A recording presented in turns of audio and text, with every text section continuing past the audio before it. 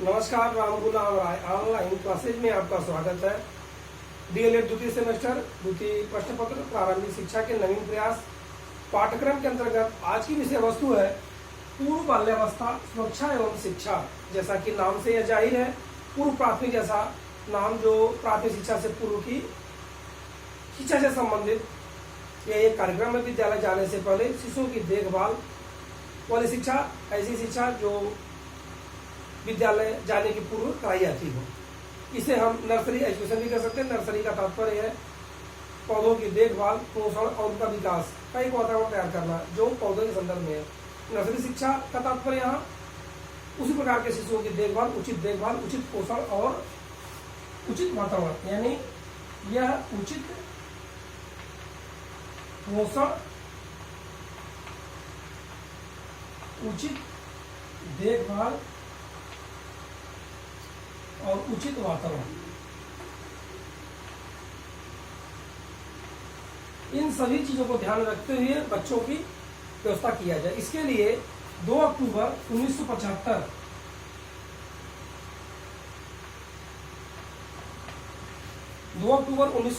को एक कार्यक्रम चलाया गया, जिसके अंतर्गत हमने यह देखा कि शिशुओं के पोषाहार से संबंधित यह कार्यक्रम था, देशव्यापी कार्यक्रम था। यानी शिशु शिक्षा कार्यक्रम से संबंधित यह एक देशव्यापी कार्यक्रम था। इसके अंदर समेकित बाल विकास कार्यक्रम चलाया गया। समेकित बाल विकास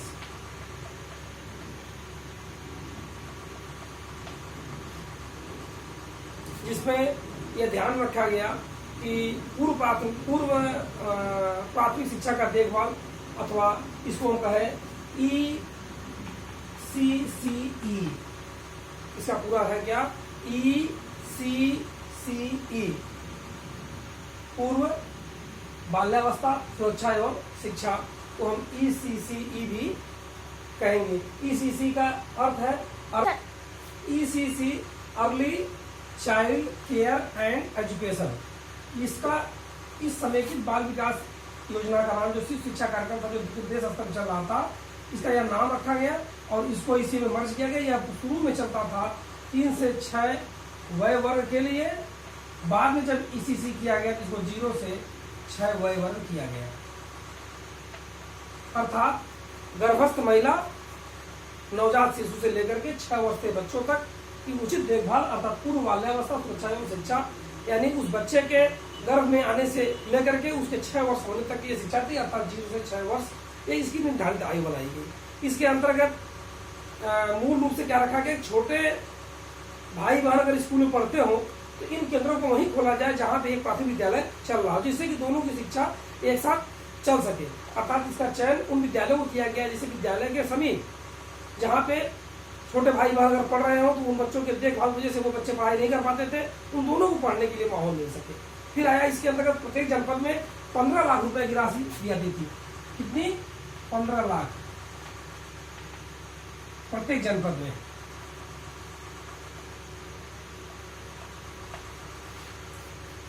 इसके साथ इस उद्देश्य को पाने 200 विद्यालयों का चिन्हांकन किया गया, जिसमें से 4 आयु वर्ग के बच्चों का चयन किया गया और 9180 आंगनबाड़ी केंद्र थे, इनका सशक्तिकरण किया गया, इन्हें मजबूती प्रदान की गई। कितने? 9180 आंगनबाड़ी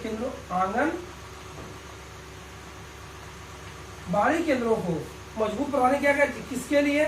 उनके वहाँ प्रशिक्षण के लिए, उनके वहाँ मूल रूप से सामग्री की खरीदारी करने के लिए, खेल की सामान खरीदने के लिए, मानदेय के लिए, प्रशिक्षण के लिए, आदि संचालन सामग्री को क्रय विक्रय, खेल से संबंधित चीजों को लेने के लिए इनकी व्यवस्था की गई तथा इस सभी संसाधनों को प्रधानाचार्य की पत्रांक पत्रावली यानी पंजिका में दर्ज करा करके उसे विद्यालय की संपत्ति या स्वामित्व दिया गया, यानी वो उसका अधिकार विद्यालय को रखा गया। इस प्रकार से यह पूर्व बाल्यावस्था सुरक्षा एवं शिक्षा का व्यवस्था किया गया। इसके बाद में इसी के अंतर्गत चलाया गया विद्यालयोन्मुखी कार्यक्रम, एक शीर्षक के नाम से चलाया गया, इसे बोलते हैं स्कूल रेडनेस प्रोग्राम। वह प्रोग्राम भी इसी कार्यक्रम का एक अंग है, बनाकर उसको भी चलाया गया। आगे चल करके इसका भी 2009-10 में इसको आगे ले जाया गया और तमाम जगहों पे हर विद्यालय से एक शिक्षा मित्रों का इसे प्रशिक्षण देना और उनको मानदेय देना। पूर्व बाल्यावस्था सुरक्षा एवं शिक्षा के अंतर्गत एक वार्षिक कैलेंडर बनाया गया, जिसके अंतर्गत बच्चों को प्रतिदिन 3 घंटे की, सप्ताह में 5 दिन और वर्ष में 38 सप्ताह की व्यवस्था की गई थी।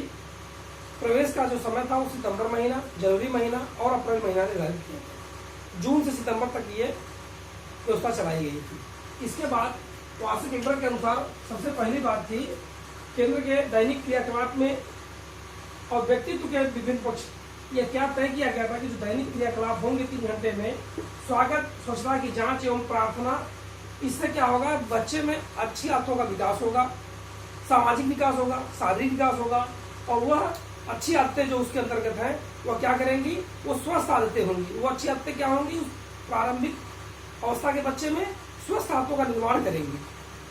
स्वागत और स्वच्छता के संबंधित जो जांच होगी तो उसके अंदर स्वस्थ आदतें का निर्माण होगा।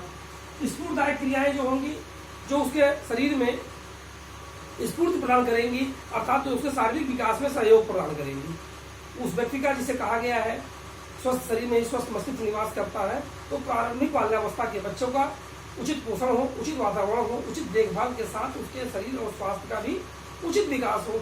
इसके लिए यह स्फूर्तिदायक क्रियाओं का आयोजन किया गया। फिर बात आती है वार्तालाप। उस बच्चे से वार्तालाप करने से जो महत्वपूर्ण लाभ है वो है भाषा का विकास होना।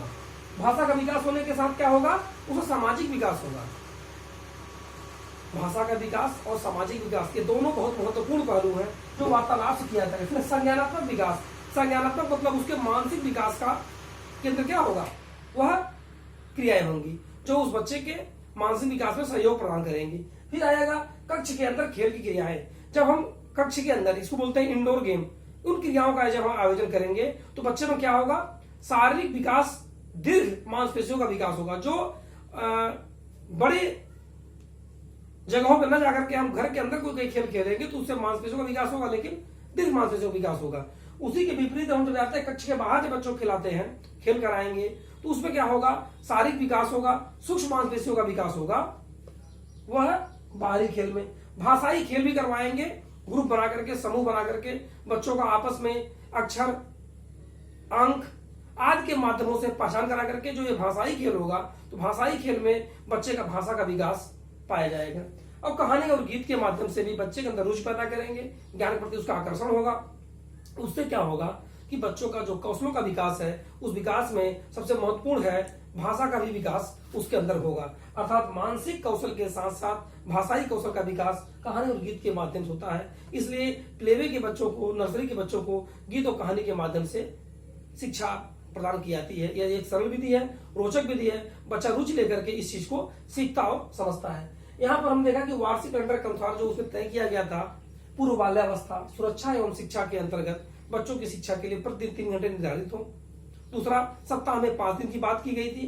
फिर दूसरी बात की गई कि 38 सप्ताह कार्यक्रम होगा। सितंबर, जनवरी और अप्रैल में प्रवेश लिया जाएगा। जून से सितंबर तक का सत्र चलेगा। इस प्रकार से एक क्रियाओं का एक चार्ट बनाया गया था, इसको बोलते हैं वार्षिक कैलेंडर। पूर्व बाल्यावस्था सुरक्षा एवं शिक्षा के अंतर्गत क्षेत्र की बात हम करेंगे तो सबसे पहले आता है पूर्व बाल्यावस्था सुरक्षा एवं शिक्षा, ECC, सभी साधन तथा राष्ट्रीय साधनों को प्रयोग में लाना। ये एक महत्वपूर्ण कार्य है।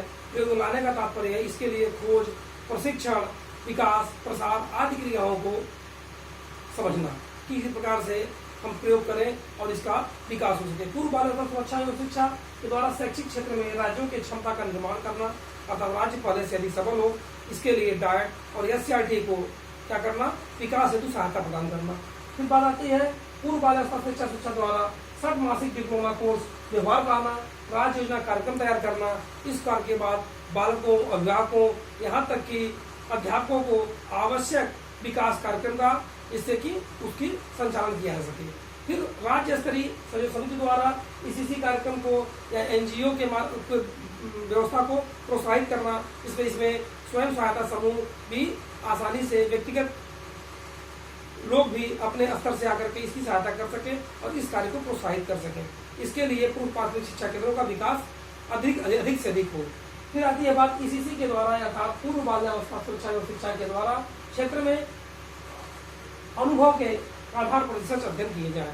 अनुभव के आधार पर रिसर्च अध्ययन करने का व्यवहार बनाने का तात्पर्य है इसका विकास करना, यानी इन संस्थाओं को अधिक विकसित करने के लिए व्यवहारिक रूप से आपके शोधों को स्थान दिया जाए, एनजीओ को स्थान दिया जाए, अधिक से अधिक संसाधनों का उपयोग किया जाए, व्यक्तिगत सहयोग को भी इसमें सराहा जाए। इच्छुक व्यक्ति अगर कोई हो, वह department of children of youth affair के माध्यम से वो संपर्क करके इस संस्था को योगदान दे सकता है। DCYA, department of children and youth affair के माध्यम से वह संपर्क करके वो सहयोग दे सकता है। इस प्रकार से पूर्व बाल्यावस्था सुरक्षा एवं शिक्षा, यह प्रारंभिक शिक्षा के विकास के लिए ये एक अभूतपूर्व कार्यक्रम था। इसके अंतर्गत 3 से 6 वर्ष की व्यवस्था थी, बाद में इसको 0 से 6 वर्ष किया गया। 0 से 6 वर्ष करने का तात्पर्य था पूर्व प्राथमिक शिक्षा और देखभाल, एक नया नाम दिया गया। इस नाम करने के बाद प्रत्येक जनपद में राशि आवंटित की गई। राशि थी 15 लाख रुपए की। उस राशि के अंतर्गत 2008 और 9 में 9,180 आंगनबाड़ी केंद्रों का चयन किया गया। उसके चयन करने के बाद उन कार्यकर्तियों का प्रशिक्षण, मानदेय, केंद्र संचालन हेतु सामग्री, हेल्थ के लिए सामग्री आदि की व्यवस्था की गई। बाद में प्रधानाचार्य के पत्रांक पंचिका के माध्यम से उस सामग्री को विद्यालय में उस पंचिका में दर्ज करा करके उस विद्यालय का स्वामित्व प्राचार्य को बनाया गया उस सब चीजों के लिए।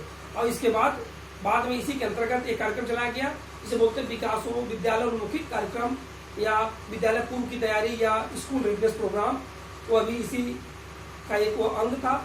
इसके बाद इसके आप क्षेत्रों को देखा, यह एक महत्वपूर्ण कार्यक्रम कितने वर्ग के बच्चों के लिए, 0 से 6 वर्ग के बच्चों के लिए इसका आज निर्धारित था। प्रतिदिन कितने घंटे कोर्स था, यह 3 घंटे कोर्स। पूर्व बाल्यावस्था सुरक्षा एवं शिक्षा एक महत्वपूर्ण प्राथमिक शिक्षा से संबंधित कोर्स था जो प्राथमिक बच्चों को विद्यालय की ओर रुचि उत्पन्न करने के लिए औपचारिक माहौल से ले आने के लिए एक व्यवस्था थी। धन्यवाद।